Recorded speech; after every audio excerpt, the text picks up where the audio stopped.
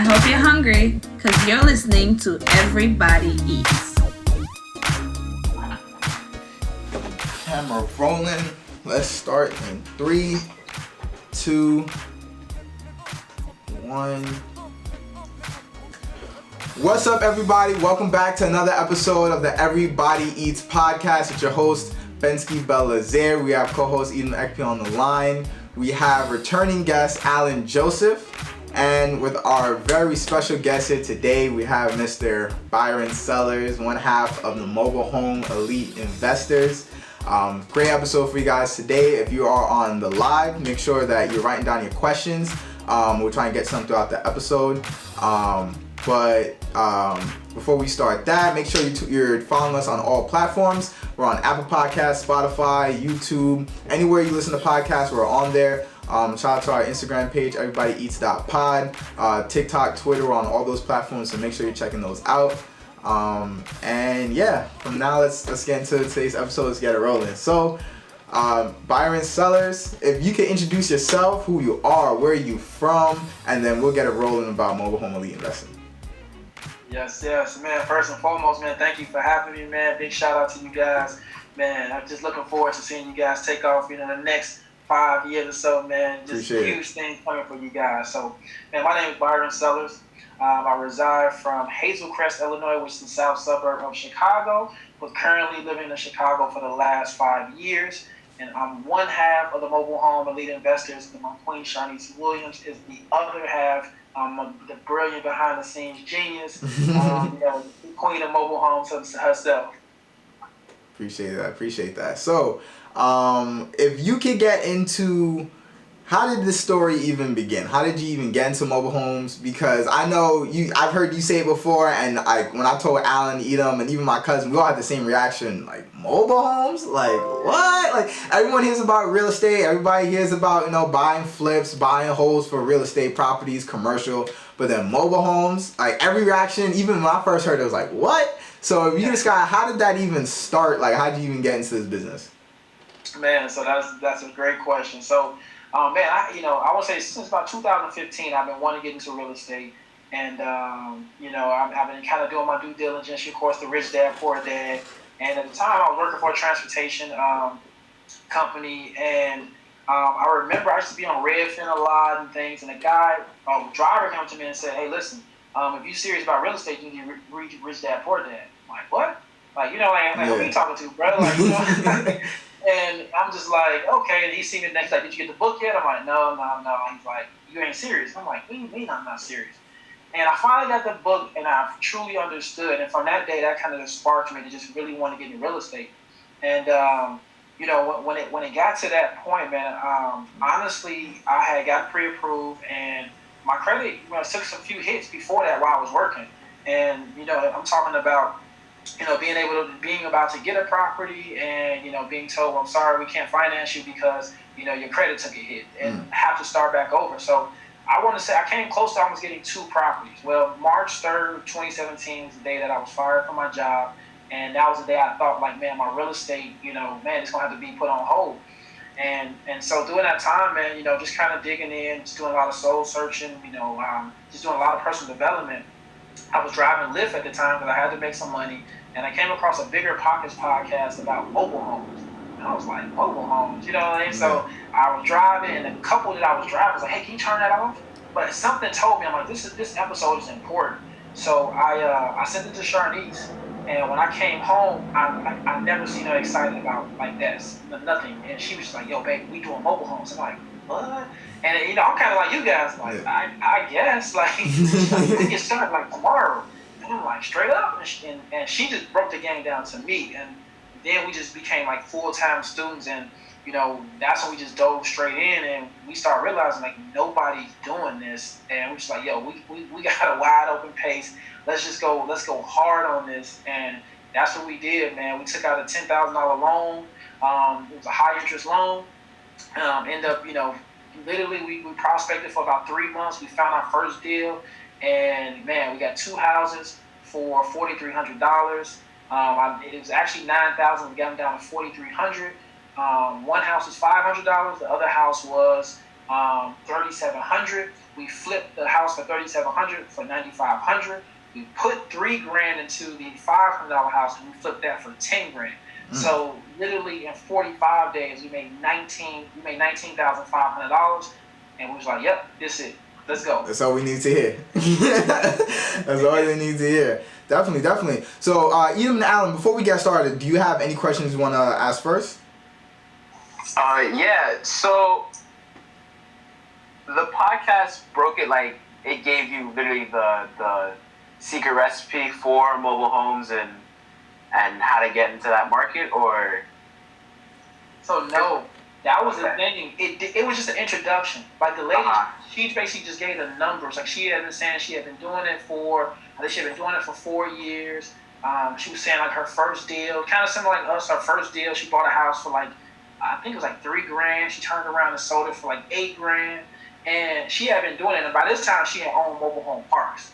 But we just heard the biggest thing that stuck out was like she bought a house for $3,000 and she flipped that. So it was only like one guy on YouTube that kind of has some information on it, but it really wasn't a lot. And so we kind of just learned from the School of Hard Knocks. We're like, we're going to figure this out, because there wasn't any programs or anything like that at the moment. It was like, we're going to figure this thing out, man. I kind of know some traditional real estate. It can't be that much off, but when we got in this industry, we learned that it's simpler, but a little bit complex. Got it. I have one more. I don't know if Alan. Yeah, I have one also, but you could go again. Okay. So talking more about your first deal, of course it's your first deal. You're probably gonna make some mistakes. Do you want to like elaborate on how that went? Yeah, for sure. So man, like before our prospecting, we had saw probably about 45 different properties, and we saw some crap out there. We almost got. I tell people we almost got finessed because. Literally, they saw, they knew it was green, and they tried to sell us some bull. But, the properties that we saw, but the one which is move-in ready, they had just renovated it. And, he had it listed for like $7,500. And so I would have still bought it even for $7,500. Like, it was literally a great home. But he showed us another $500 home, and we was just like, and it looked better than a lot of homes we saw. Like, $500, this? And we had no idea. I thought I was gonna be able to put like maybe, $500 in, because it looked good, but it had some underlying problems. You had some mold in it and things. We had to tear out again $3,000 for rehab. Like, where you do that at? You know what I'm saying? Yeah. So it was kind of like it still was a blessing, but it was just one of those, like, I learned so much hands on. Like literally, that was at home. I helped rehab, so I was painting. I helped put down some floors, a lot of things. So I learned a lot from that one project, like ins and out on a mobile home from literally one project. Got it. Okay. That's dope. Alan, do you got something? That I was getting. Sorry, what? No, I was gonna say, Alan, you got a question? Yeah. So, what are some challenges that you faced at first versus today? I know you just mentioned basically like evaluating the value of like a property and negotiating, but like how has that changed from then to like 5 years later now? Yeah, man. So now just being able to confidently, make an offer on a home. Like at first, again, it was homes that I wouldn't even pay $100 for today, that people were trying to sell me for $8-10 grand. And just understanding, because again, when you look at traditional real estate, if you find a $10,000 house, no matter what's wrong with it, it's a $10,000 house, and that's unheard of. So I still had that mindset. So coming into mobile homes, I had to kind of really shift and learn the value of what mobile homes were. And so what really helped me was just honestly talking to park managers inside of communities, starting to talk to people that live in mobile homes, just really asking a lot of questions. And I think that for myself, just being vulnerable, here I am. At the time I had dreads, so I'm this black guy, and majority white neighborhoods with locks, and I got on Jordans, and I'm in sweatsuits. So just being vulnerable, just asking people, and not really caring about the stereotypes that come along with it. And I learned quickly that a lot of those stereotypes, again, are just stereotypes, and it's not really the true stigma of what mobile home communities are. Got it. So, I guess I want to ask this question now. One question we kind of had before, Actually, I'm gonna put Alan on the spot because he had this question, right? We hear that there are mobile homes, and I sent him the snap story that you posted yesterday of you driving, right? And you like driving for dollars. So Alan wants to know if there are mobile homes, where are the wheels? How are they actually mobile? That's something we really want to know. Good question. So like, the good thing, like, so you see this one right here, right? Yeah. So most mobile homes, so what that is, like, that's without the skirting. Like, a lot of times you see mobile homes that you see stared, and they're a little bit higher. So the wheels are actually, what it is the mobile home, the wheels are attached to the axles. They're attached, it's three rows, and they're attached under, but that skirting is to hide that, right?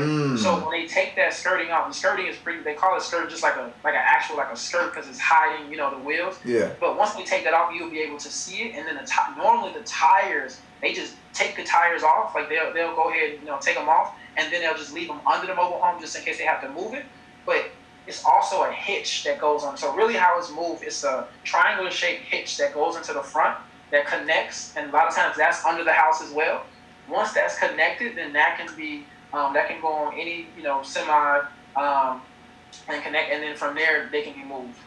Got it. So I'm curious because I feel like I've seen RVs, right, like on the road, but I feel like I've never seen an actual mobile home on the road. I don't think, maybe I haven't looked out for them. Yeah, normally when you do that straight from the factory or somebody's, they're moving them from the location. 9 out of 10, most mobile homes, aka manufactured houses, they're not going to move from their location unless like a park owner is buying or somebody's buying it from their land. You'll see it more on rural roads. You'll see double wides. Like if you guys in cities, you're not gonna see no mobile homes kind of being maneuvered throughout the city. So a lot of times once you get on that open road, you're gonna see a lot more. Got it. So speaking about finding them, right? I will go a little more in depth into the last episode, the last segment. But when you first started, I believe you said you're around like outside Chicago. So where? Like, how did you start finding the parks, right? For example, real estate, you just drive around, there's houses everywhere. But I imagine you had to go looking for them. So, like, was that just like a simple Google search, or like were they around and you just never really paid attention, or what? Yeah, so, man, I mean, we lucked up by accident. This is something I teach. So, we was just in Google Maps, and I think Sharnice just typed in mobile home parks. And that's what I normally tell people. Go to Google Maps, type in mobile home parks. And all these red dots start coming up. And we like, yo. So, of course, we start playing around with it, and we taking a cursor, and we like, wow, look at all these parks. That's the information, that's the phone number, that's the websites. Here are the reviews. Like, everything was on Google Maps. So, I tell people, man, to really start finding these parks, just legit go on Google Maps, type in mobile home parks, and just take your cursor, and you'll be surprised. You'll just see all of these dots just popping up. Like, in, whether it's, 20 miles from you. And normally, 9 out of 10, especially near major cities, Chicago, New York, California, they're a little bit further out, but closer to closer to cities like Houston, Atlanta, you can start seeing mobile home parks near, more near cities. Got it. Because Alan and I, we were looking up the other day, because right now I'm in Virginia, but Alan, he's back in New York. So I was saying, I believe we have one in Hampton, and I believe out in like Virginia Beach there are a few. But then I was like, in New York, there's none in the city. I don't think you're getting any on Long Island. I was like, probably like upstate New York, if that. But I know that I don't think you're not going to find anywhere near, nowhere near Manhattan or anything like that. So. No, not near Manhattan. But I got something to blow y'all mind real quick. I know you said New York. One thing I love about New York is you guys have over 1,098 mobile home communities in the entire state. That's a lot. They mostly upstate. In Virginia, you guys have 667 mobile home communities.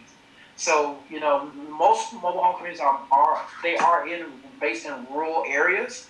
And so, once you get out from the cities and kind of hit those roads, you're going to start seeing more and more. Definitely. So, yeah, Alan, there goes your question. Where are you going to find those mobile homes? So you just got to go upstate. So, before we conclude this segment, do either of you, Alan or Eden, do you have any more questions? Nah, nothing here, boss. Got it. Alan? I'm good. Good. All right. So we'll wrap up this segment. We'll go into the quote of the day, and then we'll start the last segment with getting more in depth about the actual investment process and all that good stuff. So stay tuned.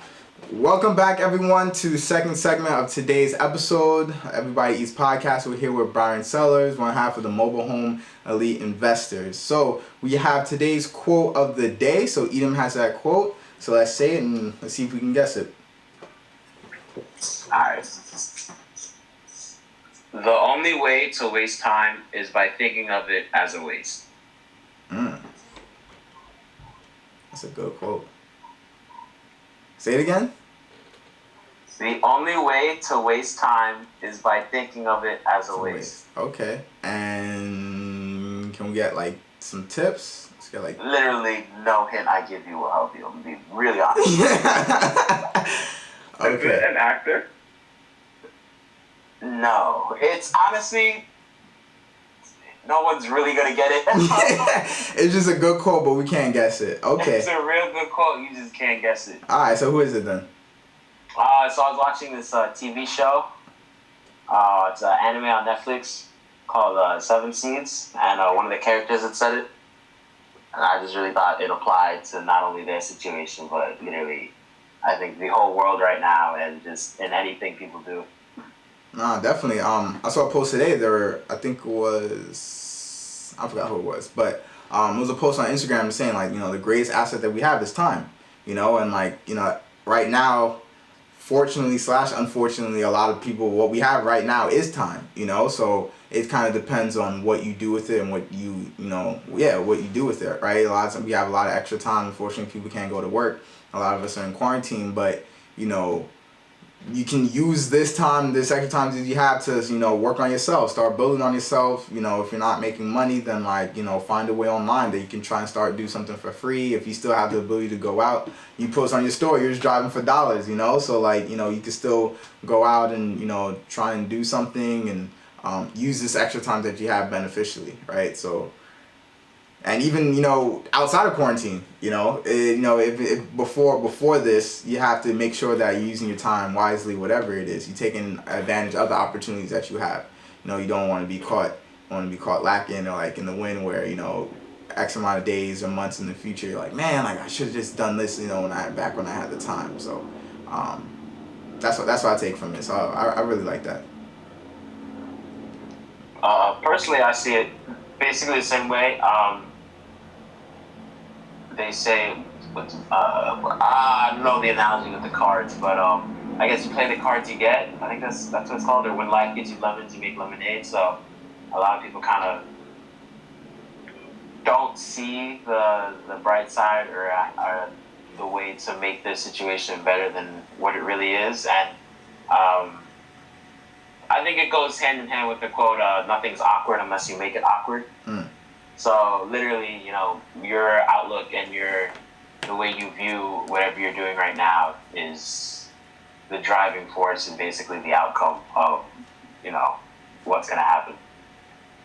So if you sit there and say, I'm wasting my time doing this, I'm wasting my time being stuck at home or not being able to go out and then, exercise my rights or whatever, you're going to end up feeling like a waste or everything is a waste of time. So yeah, I guess the phrase is play the hand you're dealt.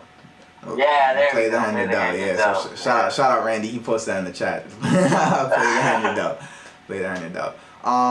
But yeah, Alan, do you have a piece on that?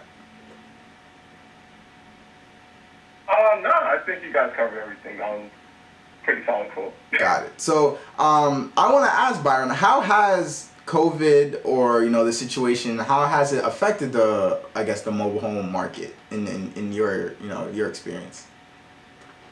So right now, actually mobile home parks and storage facilities are the two best performing real estate markets right now in, I guess you can say, in real estate. The reason why the affordable housing, we went, unfortunately, I think last week, I'm pretty sure the numbers went up. Last week it was 60 million Americans filed for unemployment. Yeah, something like that. And I'm pretty sure that number has definitely probably went up, unfortunately. But this is the sector where people turn to. Why? Because for one, the government doesn't really provide assistance. There are very, very, very few that are able to get Section 8. And mobile homes are basically the only non-subsidized affordable housing left in America. And so, when you look at this option, affordability, is really driving a lot of people to, either downsize, or they're just looking for, kind of a short-term fix, or, it's an opportunity for people to kind of just, in situations, think about it, like some landlords could possibly even lose their properties, and just keep, providing a different option. So right now, business is booming, man. Got it. Okay. So when you say it's the only non-subsidized, non-government subsidized form of real estate? Yeah, so it's basically the only non-subsidized affordable housing. Affordable housing left. Okay, all right. Meaning, so is that meaning that like, what, do governments not recognize it, or is it they just don't, support it, or like give out loans, or like help people, or? Yeah, so the industry really in the past has not really been supported. A lot of cities don't really like mobile home parks, and the reason why, because of taxes. For example, when you as a mobile home park owner, you own the land, and normally the tax is kind of collected, from that they're paying within their lot rent. But as an individual, they're not really getting taxes from, land tax from each individual living in that park. They get taxed on their asset, but their asset tax may be, depending, like my state, I'm only paying less than $100 for taxes on on one property. So a lot of times they don't benefit from it. But this administration, Ben Carson was saying that he really was looking at mobile homes to be affordable housing option with Section 8, because they understand that if they provide Section 8 for mobile homes, that is a quicker way for people to actually pay off their mobile home. And they understood the thing about it, like Section 8 in a regular apartment, they're just paying that forever, right? There's no equity in that. Versus a mobile home, if I do a Section 8 for a tenant and I pay off their mobile home, as a government, I can kind of wipe my hands with that. So, we'll see. I know since 2017 they were talking about it, but they haven't, this administration hasn't pushed it through. But Section 8 could be coming to mobile homes pretty soon in the near future. Got it. So, yeah, that's really, like, I didn't know any of that. So that's definitely news to me. So, before we get a little bit more in depth, we'll wrap up this segment. And then we'll go into the last segment. We'll kind of speak more into that. So let's wrap this up. Edom, do you mind saying that quote one last time before we end this segment? All right, hold up. I gotta pull it up. Sorry, give me a second. The only way to waste time is by thinking of it as a waste. The only way to waste time is by thinking of it as a waste. All right, so you guys heard it. Make sure you're using your time wisely, taking advantage of the opportunities that you have. And from here, we'll take a quick break, and then we'll go into our last segment, getting more in details about investing in mobile homes. So stay tuned. Welcome back, everyone, to another episode of Everybody Eats Podcast. We're here with Byron Sellers from Mobile Home Elite Investors. We just had 2 great segments talking about his backstory, how he got into it, had a great quote, talking about making sure you're using your time wisely. And now we'll be getting more into the actual details of starting investing in mobile homes. How do you, I guess, for the dummy who knows nothing, for me right now, I know absolutely nothing, like, what would be the first step? So I guess before we mentioned it, finding a mobile home, you just look it up on Google, right? So you can look for a Google, go on Google Maps, look for a spot.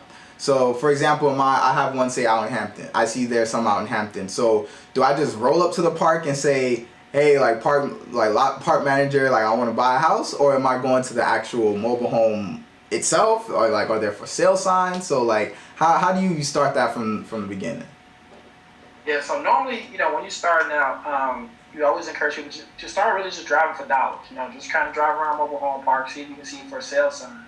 Right now with COVID going on, it's not as easy to pop up in an office, and actually some offices are open. It just really depends on the actual park, but going forward, once things begin to open, one tactic can, just stop in, just introduce yourself. Hey, I'm in the area, just looking at if you guys had any houses for sale, in this price range, whatever your price range is, and just start the conversation that way, right? Sometimes people go on there I'm an investor. It's just no, don't lead with that, because for them, they look at it okay, we don't really need you, but you just want to see what they have, and if it's something that you see, they show you something that's in your budget, in your inventory, then that's when you begin asking the questions hey, listen, I see this property, I'll be able to take on the lot rent Now, for those lot rent is just like HOA fees. That is the monthly that you'll be paying inside of a mobile home community for the asset to be there. Okay. And that goes to the manager, or that goes to the lot manager?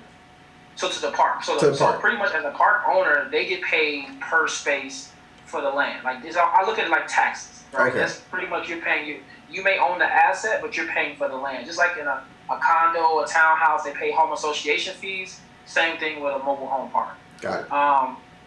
And so yeah, once they're able to let you see something that you like, and you can ask them, hey, would I be able to fix this up and flip it for profit? Now then they don't care. They're gonna probably say yes. They don't really like hearing sublease. Most parks don't want to hear rentals. Can you do it? Yes. But for us, we always teach the rent to own method. Just more on the lines of going in there, you're offering someone the option to lease, leasing with the option to own. But pretty simple, once you get in there, and then the biggest thing, once you find a property that you like, you want to, ask the park manager or ask around the park who fixes these things. And you want them to come and actually take a look and inspect it. So that way you can kind of see what you're getting yourself into.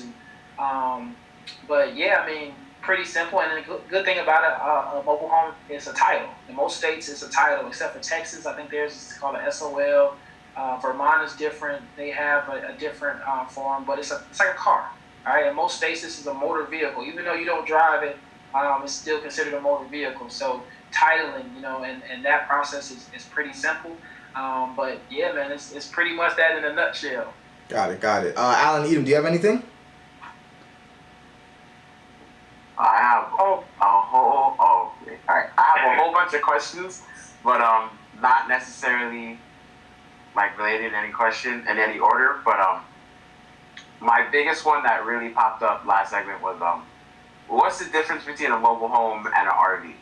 Nice, good question. So the mobile home is the one without a steering wheel. RVs are what you see more so like tour buses. RVs can be driven, pretty much a recreational vehicle. That's the difference in the RV. The mobile home is more stationary. It can be moved, but it's being moved by an actual semi. All right, so it has to be. It's a process into it. It just can't be just hoisted and just pulled off. And it has a different setup fee. And RVs, RVs are more. They're more. Not saying movable, but RVs is more a travel home. You see less people living in them. Some people can, but yeah, RVs is more that that family camp trip, or going across the U.S. Whereas that mobile home or manufactured home is just stationed. It's gonna be there for a while. Okay. And I know you mentioned in the first segment, you were learning from someone who was in the mobile home flipping sector. And then they also owned land to be a park owner. Like, do you know how that process works? If it's you need any licenses, etc. Yeah. So, for example, let's say you want to develop your own land. Let's say a lot of people tell me, I got acres down in Arkansas. So the first thing if it's your land, you can build whatever you want on your land, right? Most cities, the reason why they don't like mobile home parks or communities, right? Because if you bring in 100+ homes, not all those 100 people are going to be paying property tax. So, for them, it's like, okay, yeah, we bring a lot more people that are going to be using our city water, using our city sewers, sending their kids to our schools. So they look at it like that. They're not really getting a lot of property tax from that. But you can develop land. What that looks like is, you'll getting your land zone. Most mobile home parks, mobile home can, as long as it's about 6,000 square feet, one individual mobile home can fit on that space. You want to get, city, if the land has a connection to city water, city sewer, that'd be awesome. But 9 times out of 10, you're going to develop that land. So you're putting septic, you're putting well. Depending on the region of the country you're in, that can range from, on a low end, 10,000 upwards to about 25 grand for all of those.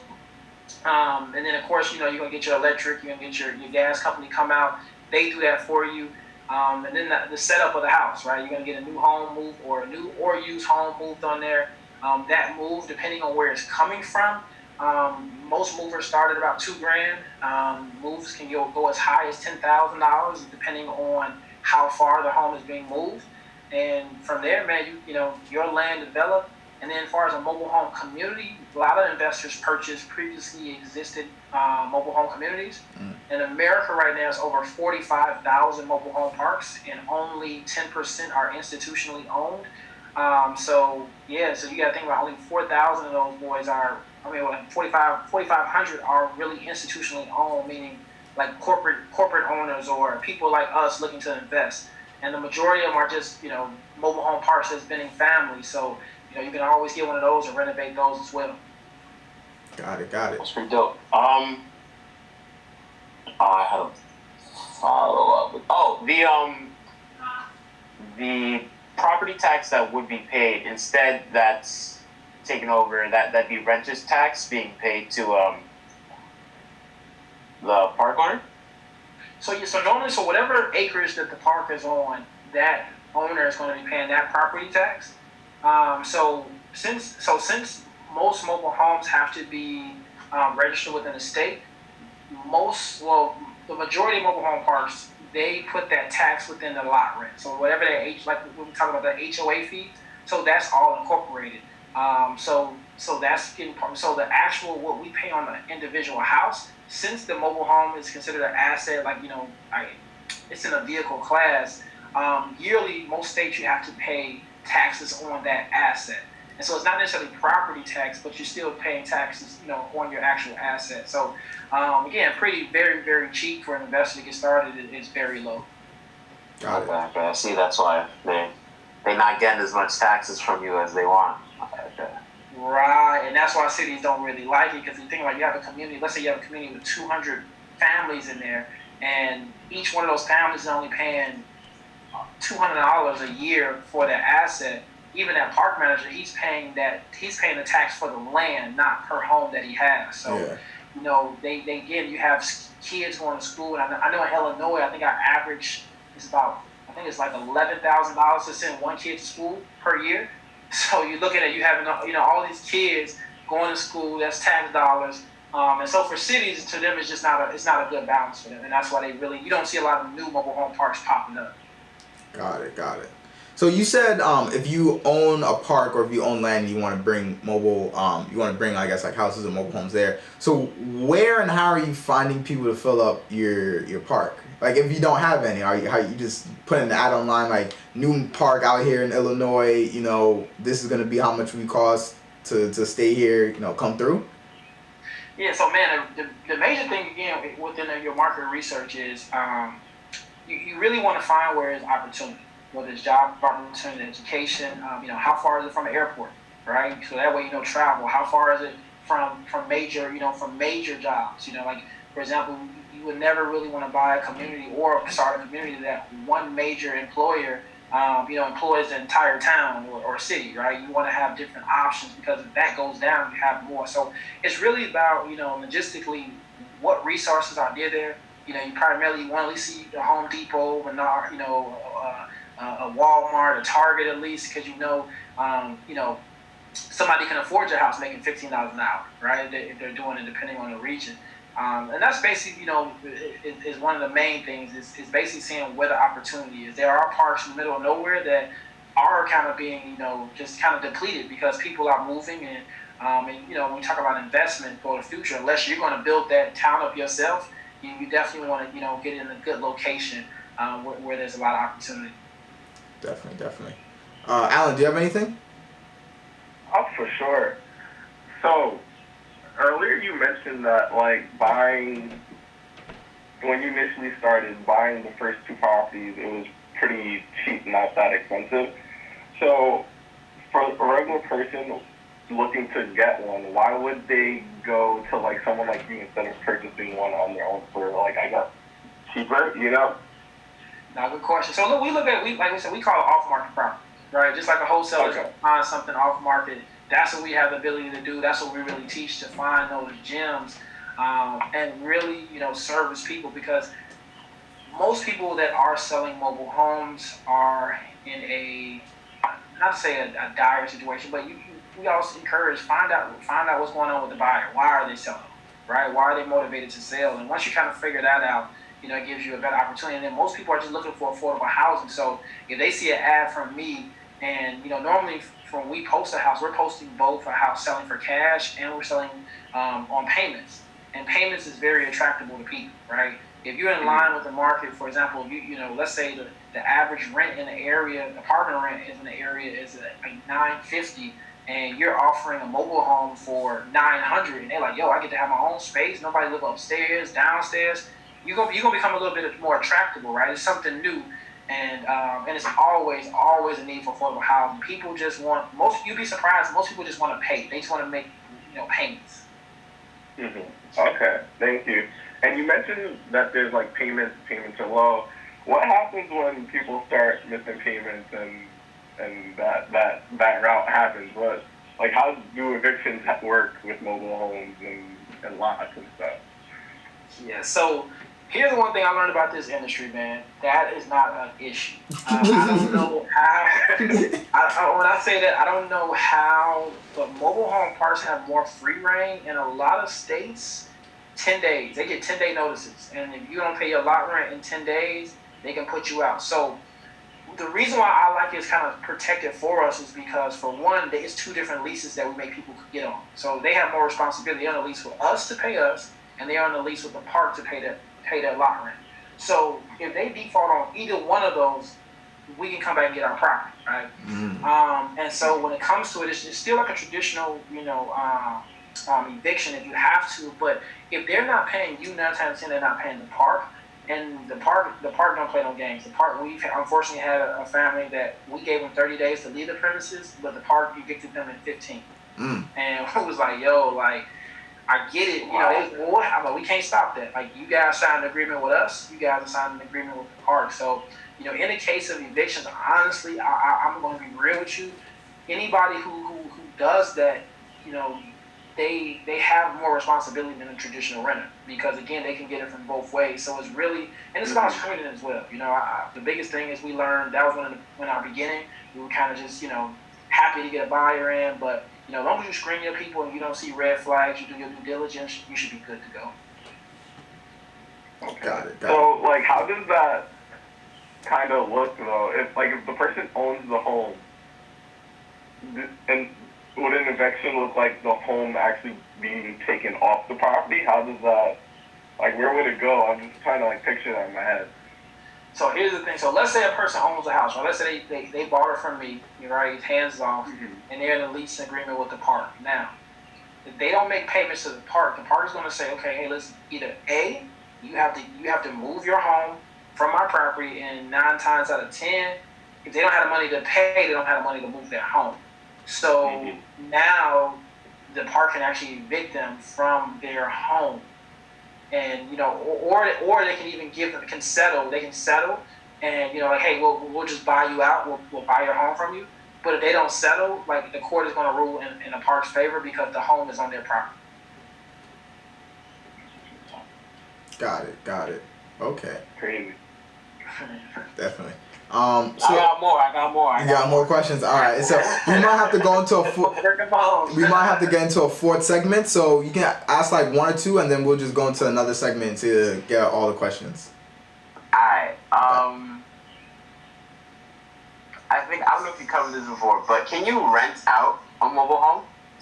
Yeah, you can rent out a mobile home. So here's the thing. It's a little bit easier if you're renting out one that's on private land. But you can still rent them out in the mobile home communities. Most mobile home parks, they rent out mobile homes themselves. So, for example, what we'll do, I'll give you guys an example. So, if I buy a home and I'm putting it on payments, let's say the lot rent is $400, right? So they got to pay the park $400. What I do, this is a strategy. What I do is I'll see what's the local apartment rent. So the local apartment rent is $1,000. And I know the lot rent is $400, I know I can make a $600 margin on this house. So I can either go, I can even add, a premium, add another $50, so I can add $650. So now we at, $1,050. So that's how I can create my cash flow. And so I can rent it out that way, right? And make that $650 a month.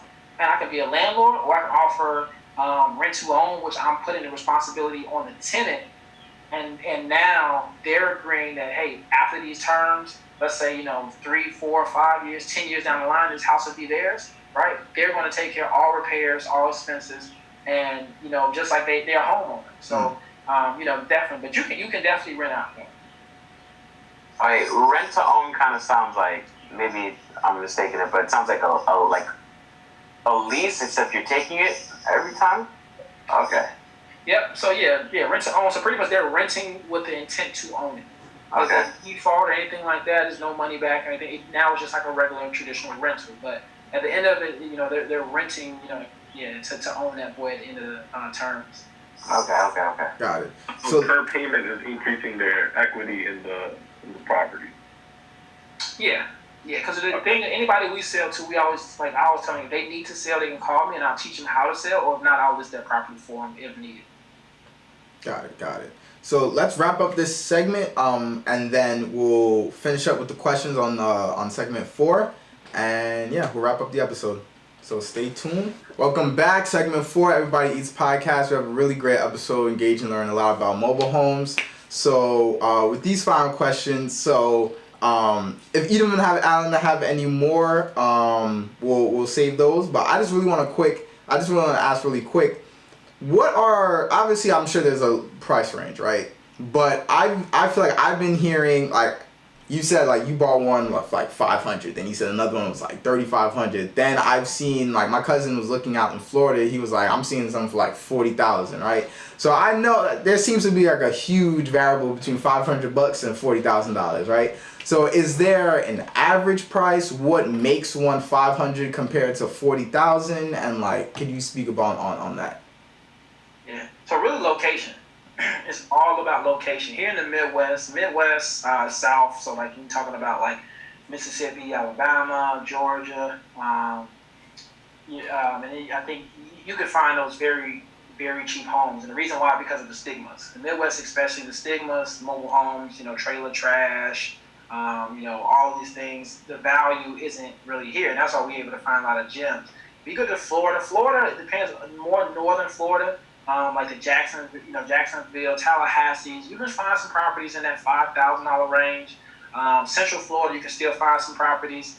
We had a student that she has a park owner sold her I think 10 homes for $100 each, and she just had to do the major rehabs. So here's the thing when it comes to those cheap properties. Sorry, you said $100 each? Yes, $100 each. Like $100, like $100 each. Yes. And here's the reason why. So as a mobile home park owner, I don't care about the homes. I just care about the land. My job, my park manager's job is to fill and make sure I'm getting lot rent from every home. That's their entire job in putting out anybody who is not paying that. So the average lot rent in America right now is $375. That's the average, and it varies, right? California is on the high end. California, you're looking at lot rents as high as $1,000, right? And then you talk about the South, Louisiana, lot rents as low as $150. Mm. So as an owner, right, I'm looking at cash flow. Let's say I have 150 properties, right? I want to cash flow $56,000 a month from field listening. Now, if I have some homes that I own, that's cool. But as a mobile home park owner, I really don't care about those because I don't want the responsibility. Mm. I just want my guaranteed $375 a month, and guess what? If I want to raise it, I can raise that. Mm. So that's what they care about. So any owner that understands that concept, they will give homes away. I've had owners give me. I had one deal in Greencastle, Indiana. An owner gave me 19 free homes. 19 free homes. I've received so many free homes in this business is because of the value that we bring, right? Yeah. And so, for an owner, again, they just want those homes renovated because it costs them more money to renovate it themselves, right? An owner, if I have to, let's say there's 19 homes, let's say on an average I'm putting about $7,000 into it. Yeah, that's $133,000. Yeah. So. So for them, if they can have somebody like me to come in there and take those off their hands, it's like, oh yeah, I'll give them to you. All right, and then it'll give you all type of lot rent specials and all that kind of stuff. So if you find more of a friendly park manager who understands what a mobile home investor is, or a park owner who understands your value, oh yeah, your relationship is gonna be gold. Got it. So as the park owner, you just own the land. You can have multiple owners own the mobile homes on the land, but you don't really care about those. You just want the lot rent. That's where you're getting your chicken from. That's all you want, because it's endless. As long as a home is on that property, you'll be paid forever. Got it. That makes sense. Okay. So okay, and you said the location determines the price. So you said, okay, that makes a lot more sense. So how, I want to say like how nice, but like how like I kind of like how nice like like when you're going like 40,000-50,000, like are we talking like 2 stories? Are we talking like like granite countertops or like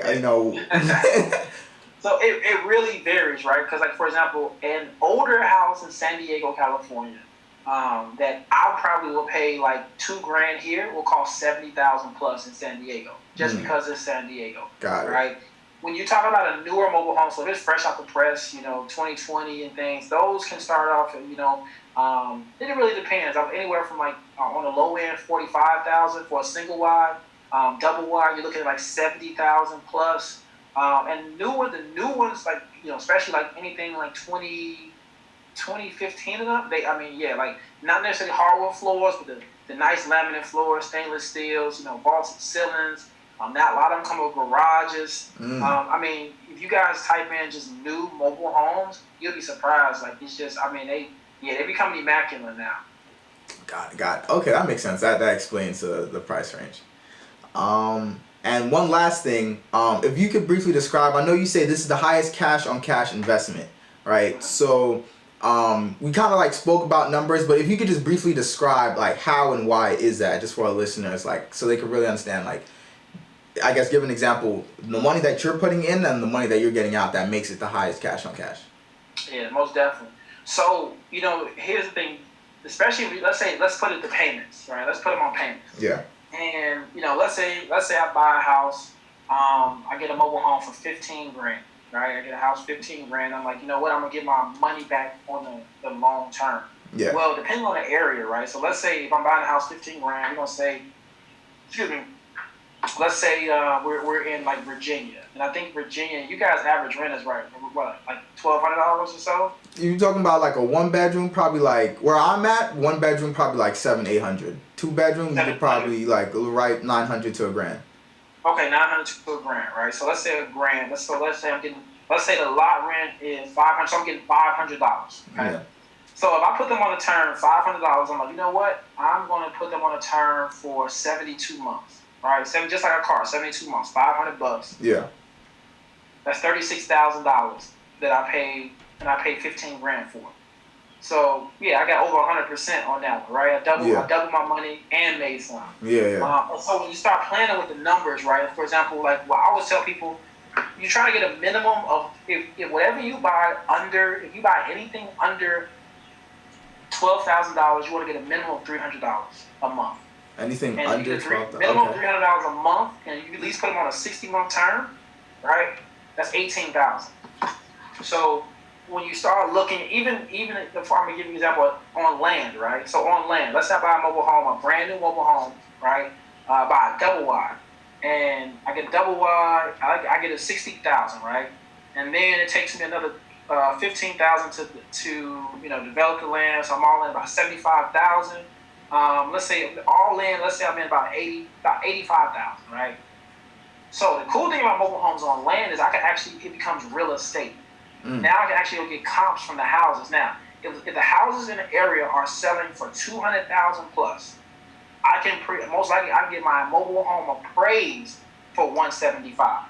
So let's say I get my mobile home appraised at $175,000 because regular homes are selling for $250,000. I get my mobile home appraised for $175,000. I'm all in, let's say $85,000. Yeah, I made a $90,000 profit on the flip. Got it. So and in that instance, you're selling the land itself with the mobile home. Yep. Got it. The land itself with the mobile home. Got it. And so my cousin asked, where do you find the end buyers for the mobile homes when you're wholesaling it? So really, what you do, just like a regular wholesale, we always encourage you to build a buyer's list. right, before you even do it. Really build a buyer's list, so that way it makes it easy. Because here's the thing: you don't want to, come into a wholesale and you don't have any potential buyers from a mobile home, and now you're scrambling for it. So you really, do a lot of virtual We Buy Mobile Home ads. It's a lot of different marketplaces you can put them. Craigslist. You can use that. You can use Let Go, apps. But you can start putting those digital billboards out there. We Buy Mobile Homes, and so now you're starting to collect people, or even you can put ads out as far as mobile homes that that you have, and if they're interested, you can start collecting that data. And that way, once you have that, you got a list of 25 to plus 50 plus people, or even developing investors. You'd definitely be in good shape. But if you kind of find yourself, it's a little bit different, because traditional houses, you have way more investors, you have more people looking for a regular single family house. You have to build that buyer's list first with mobile homes. Got it. Makes sense. So that's it from my end. Edom, Allen, do you have any more questions you want to conclude with? Yeah, for sure. So you lose your job, you start doing research into this. Within the first month, you make $19,000. You continue. Have you noticed, your lifestyle changes being a successful entrepreneur? The buy more luxurious things. You got a drip here going on. Or do you still find yourself being conservative, saving a lot, investing? How has that changed over time? Good question. So, man, for me, I'm a sneakerhead. So I think for me, I got to just buy more Yeezys and more shoes and things like that. We treated ourselves to some vacations. I think for us mainly is just the lifestyle could change, but we still remain humble. We understand. Don't get me wrong, we love seeing a bank account. That's definitely for sure. plus. But just the freedom, I think that's the biggest thing for both of us. It's just the freedom. I thought, don't get me wrong, I thought it was gonna be like this, glitz and glamour, but at the end of the day, man, it's we like pouring back into the business, and that itself is, it's just continue to make money, work for each other, and we understand the end goal. So, we get times where we can treat ourselves, vacations. We had, I think the most we splurged, we went to Dubai and went to Egypt. Wow. And that was just a dream vacation. And so I think for her, she'll tell me some verses. I think I spoil her more. I'll spend more money on her than I'll spend even think about spending myself. What I'm saying? She'll want a purse or something like that. I'll grab that for her. But other than that, man, I think for me, just sneakers, man. Sneakers and just kind of just wardrobe change. I think I went in my closet. I think after our first. When we saw $50K in the bank, I threw away all my clothes. I'm getting a whole new wardrobe. Got it. Gotta stay fly, always. Amen. Definitely.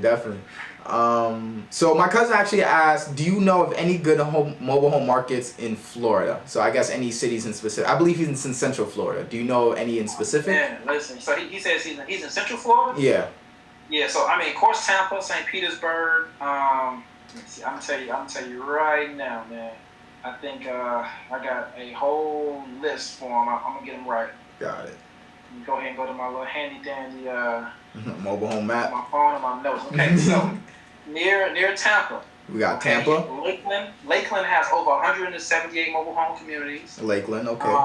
Winter Haven has 62 communities. Clearwater has 61 communities. Bradenton has 76 communities. What's another big one? Petersburg has 86 communities. So, I gave them over probably 200-300 communities. Got it. Right there. I made sure I wrote them down, so thank you. Oh, yeah, no problem. And tell them Largo, 85. Largo, okay, Largo 85. All right, right there, free gems for anyone listening. If you are in the Florida area, you just heard that's like 300 mobile homes right there. So that's definitely a good place to start. Like we said earlier, you just throw them on Google Maps and you start driving. So that's where we're at. So on that note, I want to thank you very much for joining us today. I definitely learned a lot. I know Eden and Alan, they had a bunch of questions, so I'm sure we all learned a lot. So I want to thank you for taking your time out. Continue to stay safe and stay healthy. And how can people reach out to you? How can they find out? I know you do courses, so if you can just speak on that a little bit. Yeah, for sure. So, man, make sure y'all find us on Instagram or Facebook at Mobile Home Elite Investors. Subscribe to our YouTube channel, MH Elite Investors. If you have any questions about our courses, email us at info@Mobile Home Elite Investors. And here's the thing, man, since I'm gonna rock with you guys, I'm gonna make a promo code, EATS Podcast. EATS Podcast promo code. Let's do it. Yeah, so I'm gonna go ahead and remember EATS Podcast, the promo code, man. I'm gonna go ahead and give you guys 30% off that course.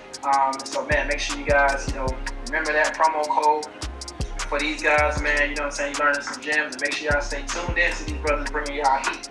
Appreciate that. Much love. Again, you can find us out. You can listen to all our podcasts, Apple Podcasts, Spotify, YouTube, Everybody Eats Podcasts. Again, thank you very much for joining. Stay safe, stay healthy, and to all the listeners, make sure you're washing your hands. So, see you guys next week.